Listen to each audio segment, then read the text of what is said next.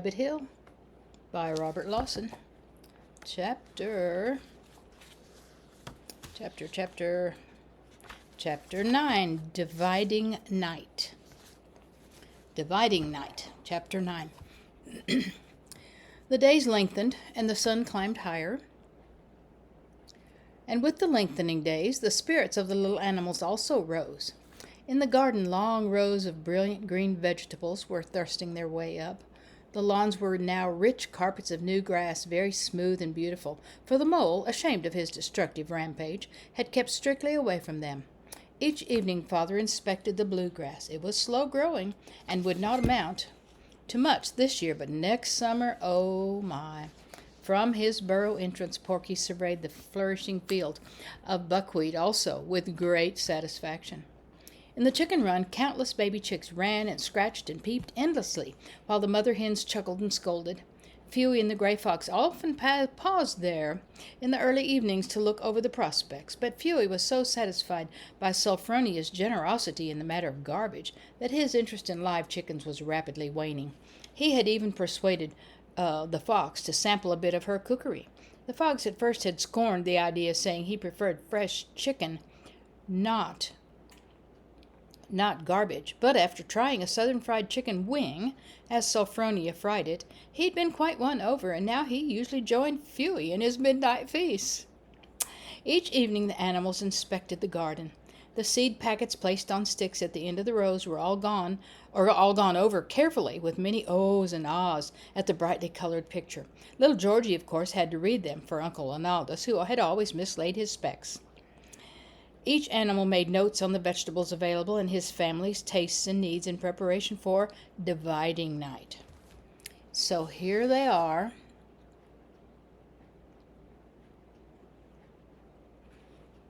Getting ready. Let's turn it this way.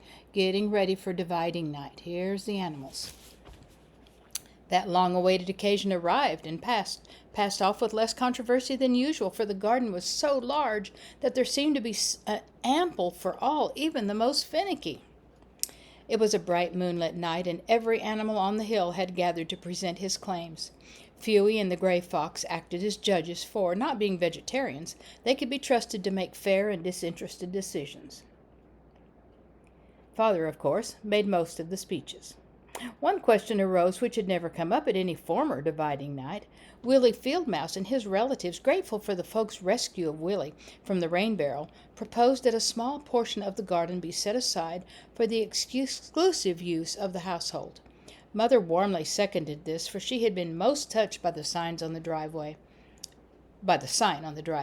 There was considerable debate, but Porky seemed to represent the opinion of the majority when he said, "Let them take their chances, along with the rest of us. Folks don't respect our claims, so why should we give them special privileges?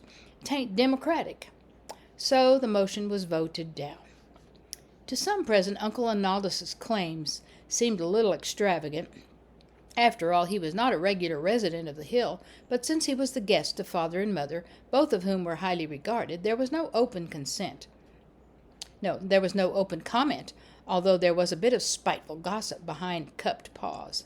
On the whole, the meeting was most pleasant and orderly, very different from some of the former ones when the meager, ill-kept gardens of the previous folks had led to a great deal of wrangling. Father voiced this thought in his closing speech.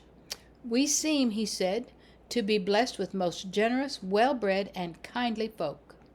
Their present plantings promise the most bountiful garden with which we have been favored in many years.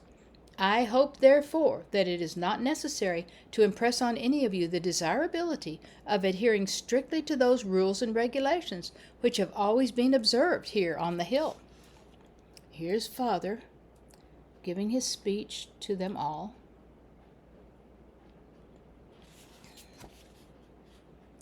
"Each animal's allotment shall be for his and his family's exclusive use and enjoyment. Anyone encroaching on property not his own risks banishment from our community. In the event that the folks should take an undue quantity of vegetables from any one animal's holding, our Board of Relief will assign him additional space. Finally, nothing is to be touched, nothing, until Midsummer's Eve. This rule is of the utmost importance, for we have learned by long experience that premature inroads on the crops only results in hardship for everyone.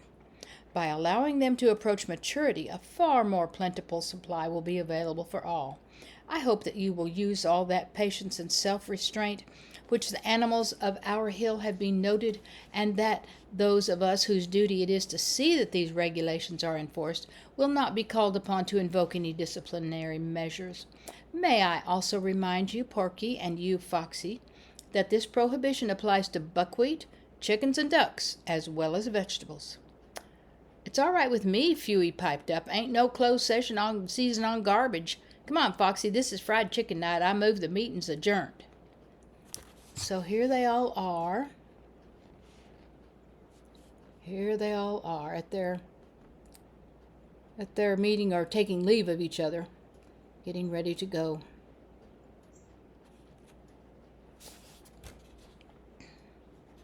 The animals all wandered home from the meeting in a contented mood. A group of the young ones were singing, "Happy days are here again. Happy days are here again." Of course, it was quite a wait to Midsummer's Eve, but the fields were green now, there was plenty of natural provender, and the garden promised a really bumper crop. The housewives were all planning their preserving and canning. Mother broached the subject of a new storage room, which she had long desired.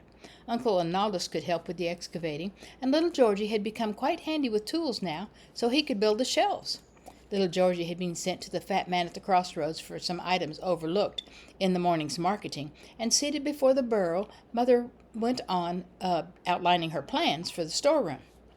Suddenly, the night air was rent by that hideous sound that brings a chill of dread to the hearts of all country dwellers. The long rising shriek of car brakes, the whine of slithering tires. There was a moment of frozen silence. Then from the black road a man yelling, a motor roaring into new life, and a car going on. Mother gave one gasp, "Georgie!" and collapsed, but Father and Uncle Arnaldus streaked for the road. They could hear the tearing of bushes as the red buck thundered down the hill, could hear Porky's wheeze and gallop, the twitterings of the hastening field mice. But fast as they all were, the folk from the house were faster. Father could hear their running footsteps on the gravel drive, see the blue-white gleam of a flashlight. The animals crowded the bushes, peering out at the dreaded black road, where the folks bent over a small, limp object. They heard the man say, "Here, hold the flashlight." Saw him whip off his coat and spread it on the roadway, heard him say, "There now, there," as kneeling he gently wrapped something in it. They saw him tramp up the driveway, carrying the bundle carefully. They saw the lady's face white and drawn in the moonlight, and they heard her saying things.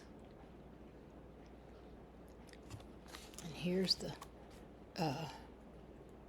picture of the Georgie in the road and the headlights coming toward him. End of chapter 9.